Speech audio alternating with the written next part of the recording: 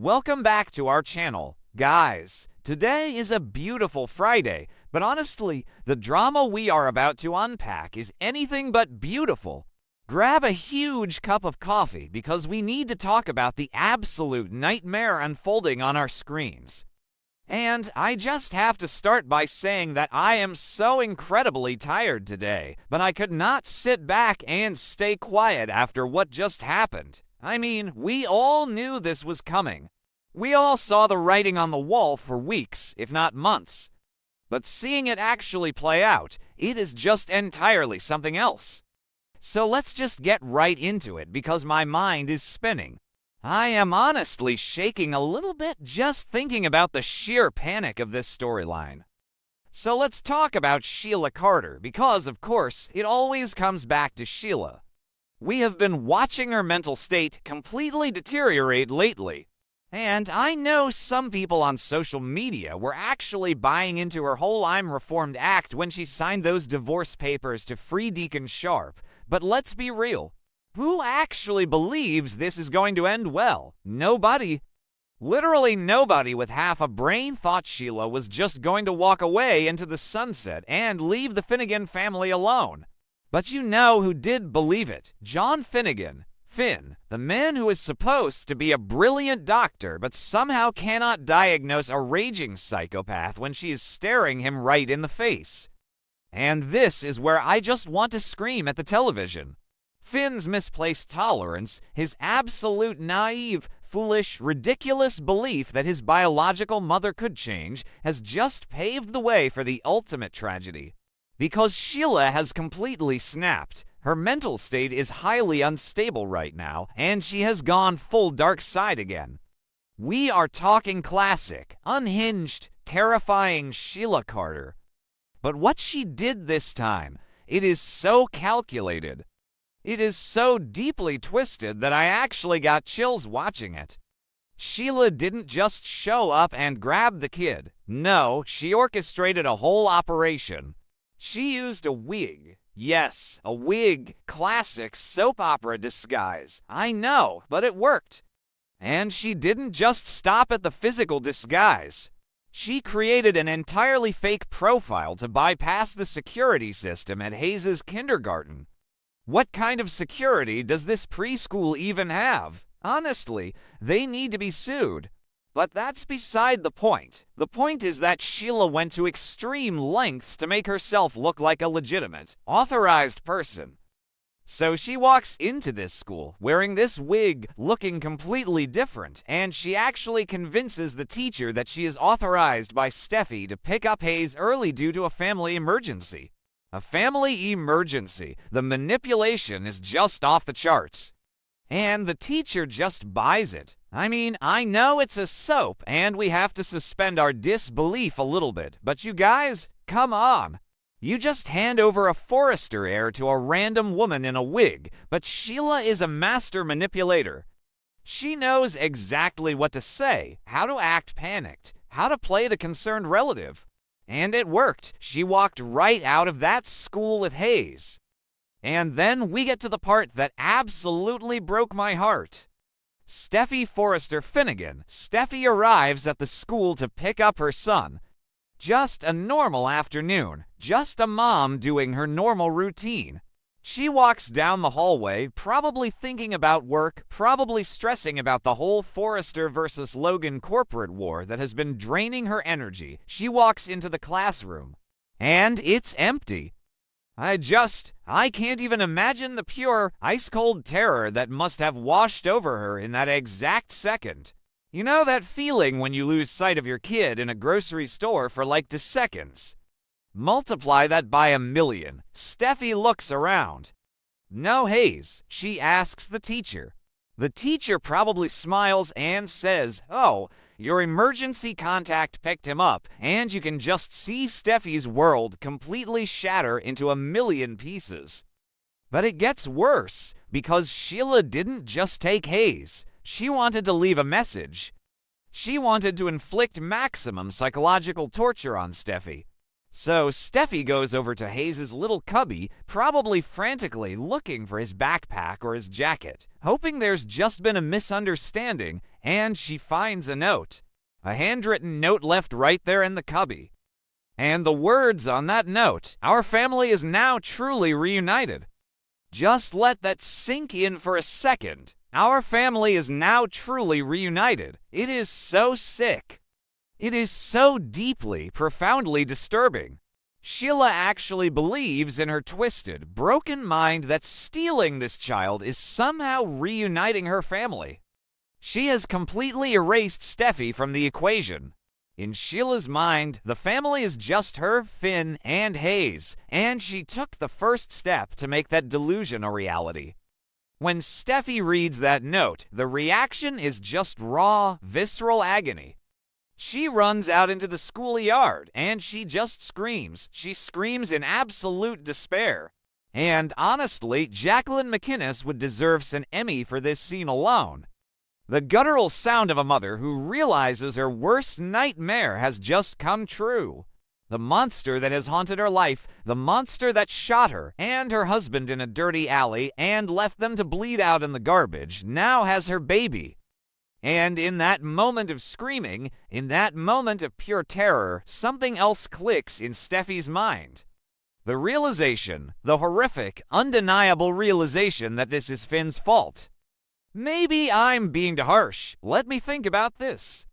Is it 100% Finn's fault? Sheila is the criminal. Sheila is the one who kidnapped the boy. But wait, no, I am not being too harsh. I changed my mind right back. It is absolutely Finn's fault. Steffy has begged him. She has pleaded with him. She has drawn boundaries. She has cried. She has packed up her kids and moved to Europe in the past just to get away from this exact threat. And what did Finn do? He listened to Sheila's sob stories. He looked at those signed divorce papers and thought, oh, maybe she's not a monster anymore. He agreed to advocate for her. He opened the door. He left the window cracked just enough for the devil to climb back in. And Steffy knows it. Standing there in that schoolyard, clutching that psychotic note, Steffy knows that her husband's misplaced tolerance is the reason her son is gone. How do you ever recover from that? How does a marriage survive that? Spoiler alert, it doesn't. I just do not see how the SINN marriage survives this. The writers have been pushing them to the brink for a year, but this is the point of no return. Steffy will never, ever look at Finn the same way again. Every time she looks at him, she will see the man who let Sheila Carter take her baby. So now, all hell is breaking loose. The Los Angeles Police Department has been mobilized. We are talking a full-scale, city-wide manhunt. Sirens, helicopters, APBS, the whole 9 yards. The Forrester family has endless resources, and you better believe Ridge and Eric are going to unleash every private investigator and security detail they have. Charlie Weber is probably losing his mind right now trying to pull security footage, but Sheila is a ghost when she wants to be. She has faked her own death. She has chopped off her own toe. She has evaded the police for decades. Finding her is not going to be easy. But the most terrifying part of this whole storyline isn't just what Sheila might do to Hayes. It is what Steffy is going to do to Sheila, because Steffy has made a vow. Right there, amidst the chaos and the police arriving and the sheer panic, Steffy vows that if anything, absolutely anything happens to her son, she will kill Sheila herself. And you guys, I believe her. I completely believe her. Steffy Forrester is not a victim anymore. She is a mother bear who has been pushed way past her breaking point. We have seen Steffy be tough. We have seen her be ruthless in the boardroom, but this is different. This is primal. This is a mother whose child has been taken by a literal serial killer. If Steffy gets her hands on Sheila before the LAPD does, I honestly do not think Sheila is making it out alive. And frankly, the fans on social media would probably cheer her on. I know I would. Let's just zoom out for a second and look at the bigger pattern here. The bold and the beautiful always relies on these cyclical storylines. The Logans versus the Forresters, the love triangles. But when they dip into the Sheila Carter thriller territory, the show completely shifts genres. It goes from a daytime soap about fashion to a psychological thriller. And this storyline feels different because the stakes are a child. It's not just adults playing games with each other's lives, it's an innocent little boy. What were the writers thinking letting Finn be this stupid? I mean, seriously, what were they thinking? They have systematically dismantled Finn's character over the last few months. He went from being this perfect, devoted husband, the ultimate good guy who saved Steffy from her addiction, to this gullible, weak-willed man who cannot protect his own family from his deranged mother. It is so frustrating to watch. It is like watching a car crash in slow motion and you are just screaming at the driver to hit the brakes, but he just keeps accelerating. And where is Finn right now? Probably at the hospital, completely unaware that his world has just exploded. I cannot wait for the scene where Steffy has to call him, or maybe she won't even call him. Maybe the police will show up at his office. When Finn finds out that Hayes is gone, the guilt is going to crush him. It should crush him. He is going to realize that every single warning Steffy ever gave him was 100% accurate. But it's too late. Apologies don't bring back kidnapped children. I'm sorry doesn't erase the trauma that Hayes is going to endure or the trauma that Steffy is enduring right now. I just keep thinking about that note. Our family is now truly reunited. It shows how deeply disconnected from reality Sheila is. She doesn't see this as a crime. She sees this as a rescue mission. She probably thinks she is saving Hayes from Steffy.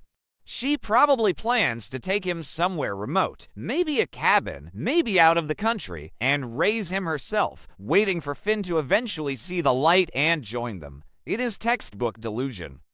And how is the rest of the family going to react? Ridge is going to absolutely explode. He already hates the Spencers, he is already fighting a corporate war against Logan Creations, and now his grandson is missing. Ridge is going to tear the city apart, and Taylor. Oh my God, Taylor. Taylor is going to blame herself too, because she was just starting to celebrate the fact that Sheila signed those divorce papers. Steffy warned Taylor that it was a manipulation tactic, and Steffy was right. Steffy has been the only person in this entire city thinking clearly about Sheila Carter. I honestly feel so bad for Steffy. She has been gaslit by her husband, told she was overreacting, told she needed to be more forgiving, told she needed to let go of the past, and now this. This is the ultimate validation of her trauma, but it comes at the highest possible cost. So what happens next? The manhunt is on. The clock is ticking. Every hour that Hayes is missing, the danger increases exponentially. Sheila is erratic. If she feels cornered by the police, what will she do? Will she use Hayes as a shield? Will she try to flee the country? Or will she try to contact Finn directly to bring him into her twisted little family reunion? I bet she contacts Finn. That's her pattern. She is obsessed with him. She will probably call him from a burner phone, tell him she has his son, and demand that he come meet them alone without telling the police or Steffy. And then Finn is going to have to make the biggest choice of his life. Does he finally act like a man and work with the police to take his mother down, or does he try to handle it himself and risk making everything worse? Honestly, knowing Finn lately, he will probably try to handle it himself and screw it up. Okay, that sounded really harsh. I know I am being very anti-Finn today, but you get what I mean. The frustration is just bubbling over. We have invested so much time into this couple, into their survival, and to see it torn apart by the exact same villain doing the exact same things. It's exhausting, but it's also incredibly gripping television. I am going to be glued to my screen for the next few weeks. The fallout from this is going to ripple through every single storyline. The fashion wars don't matter anymore. The corporate drama doesn't matter. The only thing that matters is getting that little boy back and seeing Sheila Carter finally permanently brought to justice. And if that justice comes at the hands of Steffy Forrester Finnegan, well, I won't be mad about it. I need to go take a breath and drink some water because my heart rate is way too high right now. This show knows exactly how to stress us out. Let me know in the comments what you guys think. Do you think Steffy will actually kill Sheila? Do you think the sin marriage is officially dead and buried? And seriously, how long is it going to take for the LAPD to actually do their jobs for once? Stay tuned. Guys, this is going to be a bumpy, emotional, chaotic ride, and I will be right here covering every single messy detail of it. Until next time, keep hoping for a miracle for Steffy and Hayes. They are going to need it.